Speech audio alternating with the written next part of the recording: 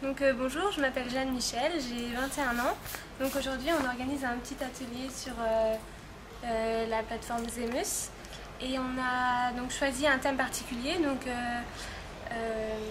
le développement durable, et à travers deux points de vue, le point de vue israélien et le point de vue brésilien. Donc on a travaillé à 4 sur ce sujet, donc avec Gabrielle qui a 18 ans, Liora qui a 21 ans et Sophie qui a 24 ans.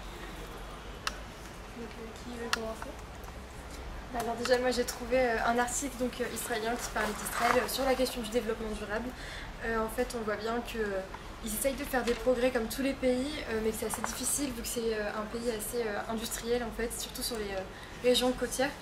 Donc avec tout le travail qu'ils doivent faire sur la dépollution de l'eau et tout, et la désalinisation, c'est compliqué en termes de réduction d'énergie, mais qu'entre temps ils essayent de mettre en place des alternatives dans les écoles par exemple pour pouvoir promulguer un peu cette vision écologique. Donc voilà, après je laisse voilà, Sophie en parle. Alors moi j'ai trouvé un article en anglais, ou plutôt en portugais traduit en anglais,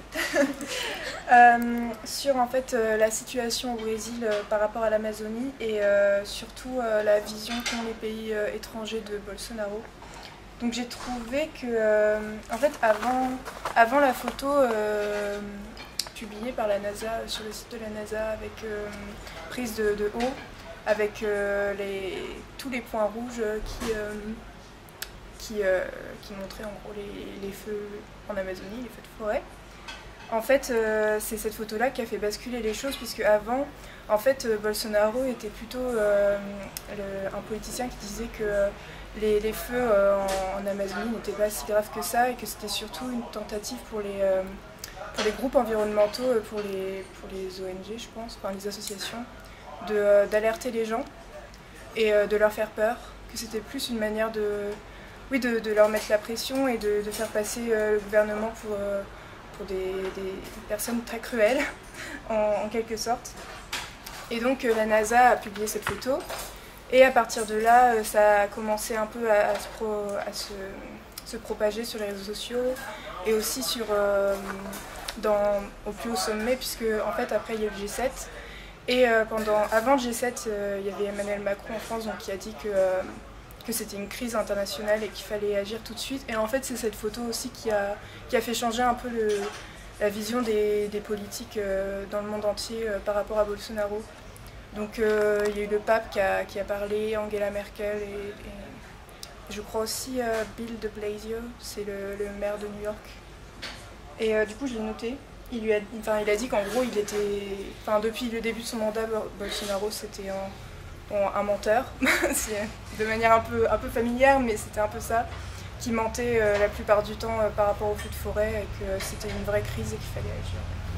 Voilà, c'est ce que j'ai trouvé. Moi je me suis plus concentrée sur les rapports entre le Brésil et Israël, notamment avec cette crise. C'est vrai que la politique environnementale de Bolsonaro est extrêmement critiquée à travers le monde entier.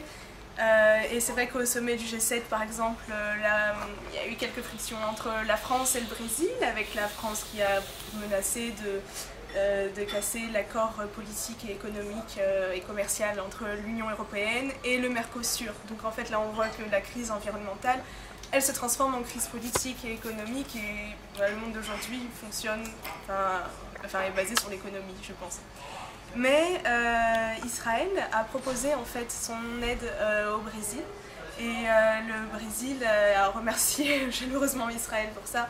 C'est-à-dire que même si les pays ont des différends, je pense que le Brésil s'est rendu compte que quand même la crise était vraiment d'ordre international et importante. Après peut-être qu'il y a d'autres enjeux qu'on ne peut pas vraiment comprendre parce que c'est peut-être beaucoup plus compliqué en dessous et que l'environnement ne devient qu'une façade. Mais n'empêche que c'est quelque chose qu'il faut régler à tout prix, parce que c'est pas juste le Brésil et les pays alentours qui sont menacés, c'est la planète entière. Et je pense qu'Israël s'en est rendu compte, et Israël donc a envoyé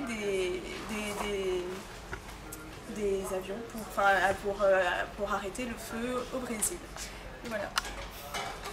Donc pour conclure, je pense qu'on peut voir que la question du développement durable est internationale, parce que que ce soit au Brésil ou en Israël, c'est une question qui est traitée. Et on peut même voir que malgré les différences ou les tensions politiques, c'est aussi un sujet qui rassemble. Car comme on a pu le voir, l'Israël a proposé de l'aide au Brésil qui a accepté. Donc ça va contribuer à la diminution des feux et voilà.